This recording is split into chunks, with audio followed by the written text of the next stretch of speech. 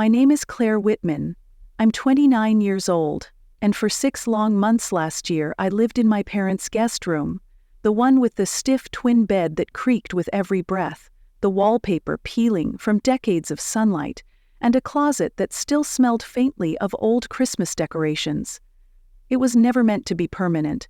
I didn't even unpack. I kept telling myself it was just temporary, just until things settled. But my mom, Susan, had other plans. When I moved back in, I had just been laid off from a small nonprofit tech firm. They said it was budget cuts, but when you've poured 3 years into something that helps real people, like setting up online access for seniors or walking veterans through digital benefits, it hits different. I was proud of that work, but when the funding vanished, so did my position. I applied to everything I could find: remote jobs, contract gigs, even things I was overqualified for. I did freelance work where I could: website redesigns, digital troubleshooting, tech support for small local businesses. But the market was tight, and my savings disappeared faster than I thought possible. Rent in upstate New York isn't exactly forgiving. So I packed what I could into my hatchback and drove back to the same suburban cul-de-sac where I grew up. My dad, Harold, greeted me like I was an unexpected guest. Quiet, polite, one awkward pat on the back. My mom gave me a tight smile and handed me a list of things that needed fixing: the thermostat, the printer that jammed every 3rd page, the Wi-Fi that crashed at 8 p.m. sharp. I didn't complain. I fixed it all. I set up new email filters for them, installed antivirus software, reorganized their budgeting app, even flagged a fraudulent charge on Dad's debit card before he noticed it. They never asked. They just assumed I'd take care of it. Susan wasn't unkind in the usual sense. She didn't yell or slam doors. But every morning she cleaned the already clean kitchen like she was trying to erase any trace of me. She folded laundry with tight mechanical movements, and whenever she walked past my room, she paused, just long enough to make sure I felt the silence. My younger brother Eric came by once or twice a month. He's 25, lives in Manhattan, works in finance. Or at least, that's how he introduces himself. The second he walked in, Mom lit up. "There's my star," she'd say, beaming. "You've lost weight." Meanwhile, I was in the corner, crawling under the desk to reconnect the Wi-Fi router. Again. No one said it out loud, but the message was clear. I wasn't home. I was just something temporary they tolerated, a glitch in their system. What they didn't realize, not yet, was that the person they barely noticed, the one quietly fixing dinner, passwords, the internet, and their finances, I was the one holding their whole life together. But they wouldn't see that until I was gone.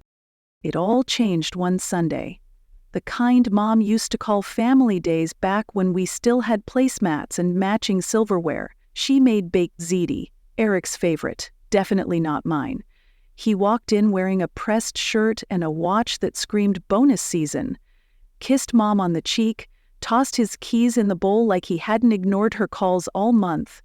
I set the table, careful not to chip the plate with a crack down the middle. When I finally sat down, Eric looked at me like I didn't belong there, like I was some kind of uninvited extra. Dinner went the usual way.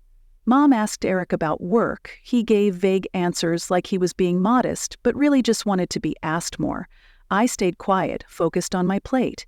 Then came the moment. Mom turned to me, voice way too casual. "So, have you been applying to any real jobs lately?" I froze. I had just told her the day before that I had 2 interviews this week. I even showed her one of my cover letters, but none of that mattered. Not with Eric in the room. Before I could respond, Eric jumped in without even looking at me and said, "At some point it stops being bad luck and starts being bad choices."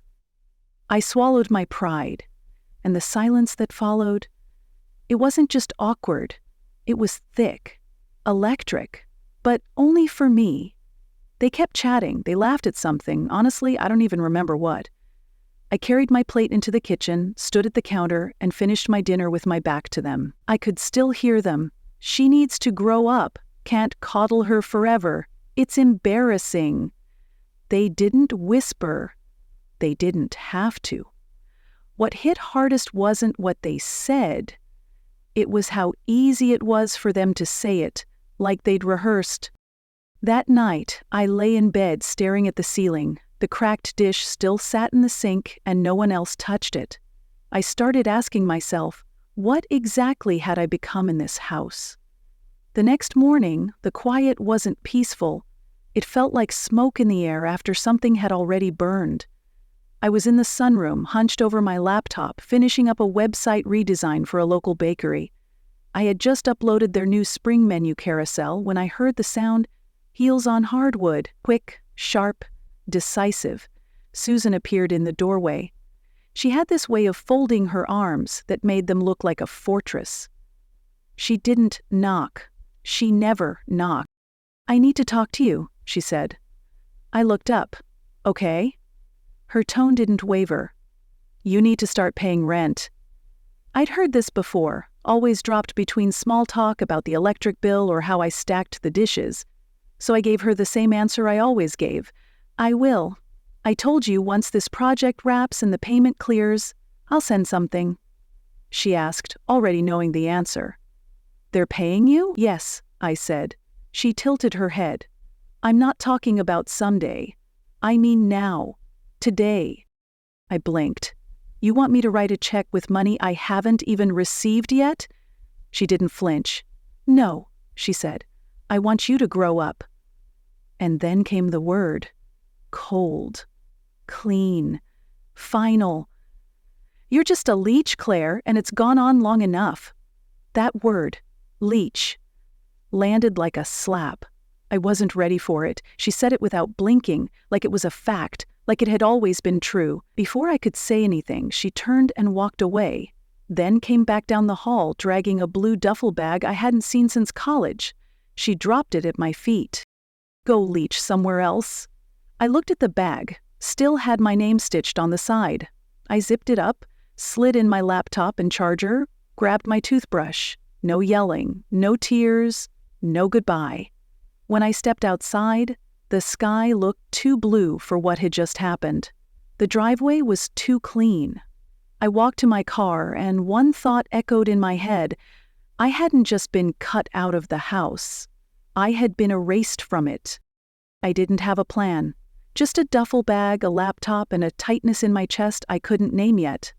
That first night I stayed with Lucas, an old college friend who still called me Whitman like we were back in a group project.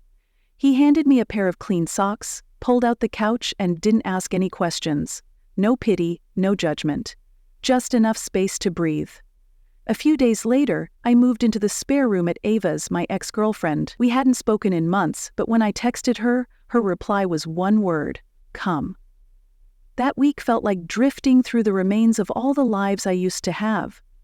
Ava worked nights at a community health clinic, so the apartment stayed quiet during the day.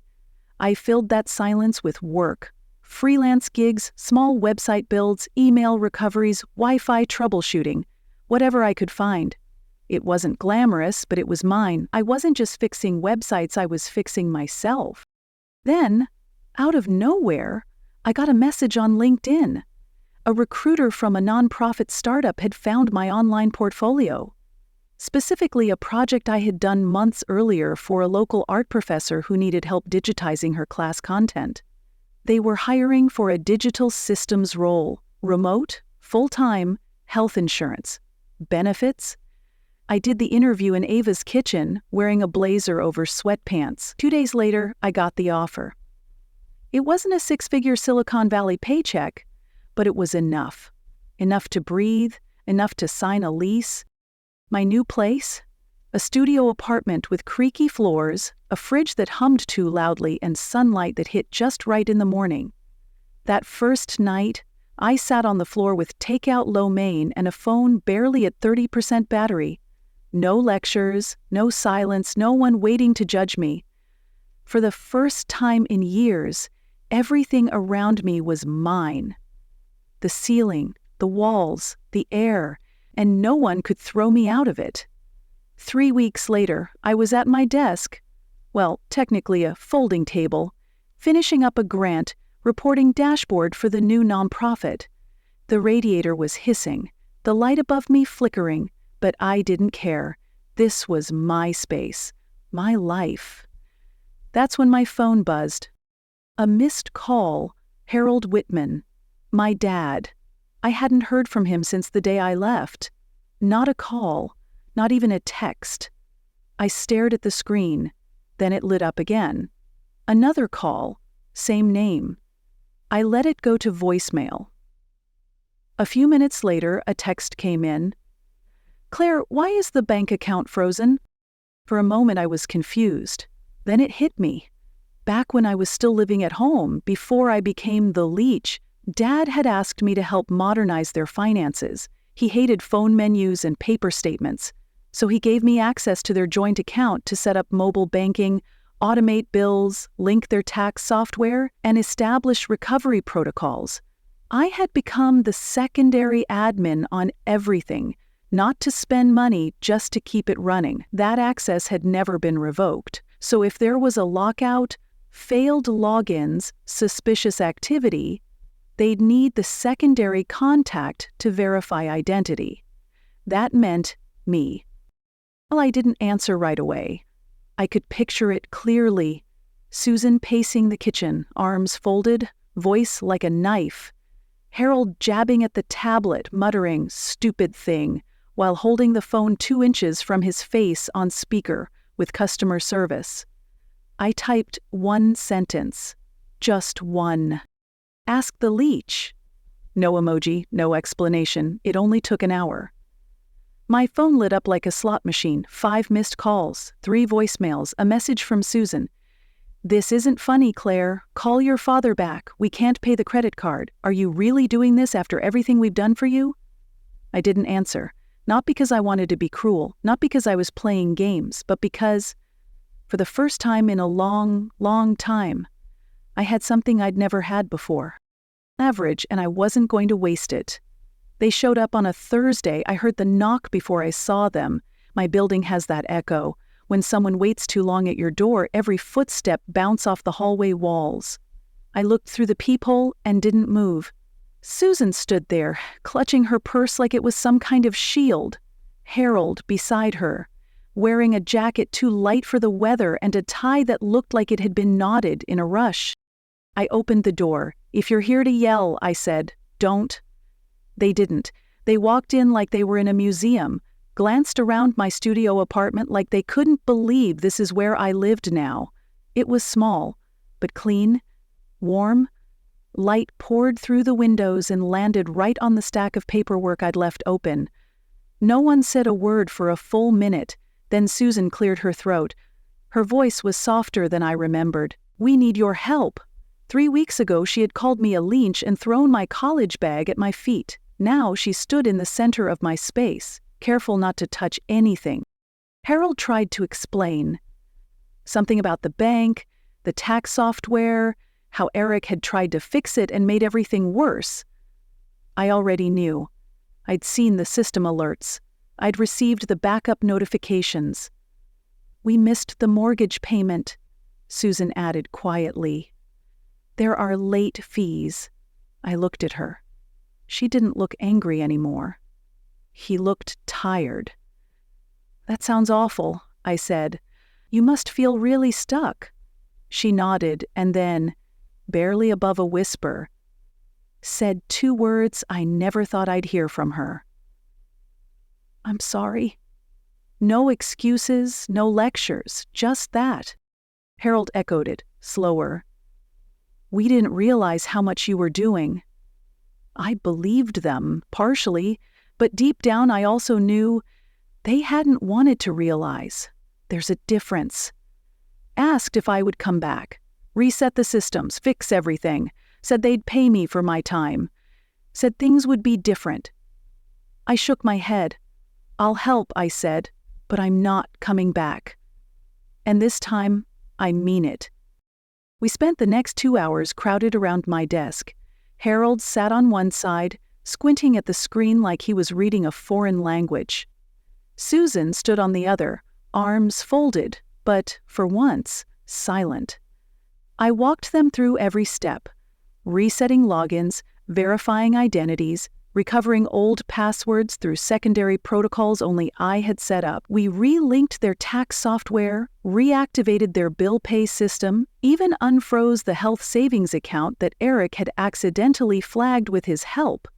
I had to call tech support twice. Once for a two-factor code they'd ignored, once because Harold couldn't remember his own mother's maiden name and kept guessing wrong. He muttered under his breath every time a security question popped up, "This is ridiculous." But he answered them anyway. When we were finally done, I leaned back and looked at them both. "I'll send over a document outlining every step," I said. "After that, I'm out." Susan's brow furrowed. "Out?" "No more admin access," I clarified. "No more late-night calls, no more, 'Claire, the internet's down, you'll have to figure it out.' Or call someone else, maybe Eric." Harold didn't argue, he just nodded slowly. They stood, gathered their things, and neither of them reached for a hug. I didn't offer one. When the door closed behind them, I turned back to my screen and opened Google Drive. There it was, a shared folder labeled Banking Badge Mom and Dad Do Not Delete. I hovered over it for a second. Then I clicked, Delete. A confirmation pop-up appeared. "Are you sure?" I didn't even hesitate.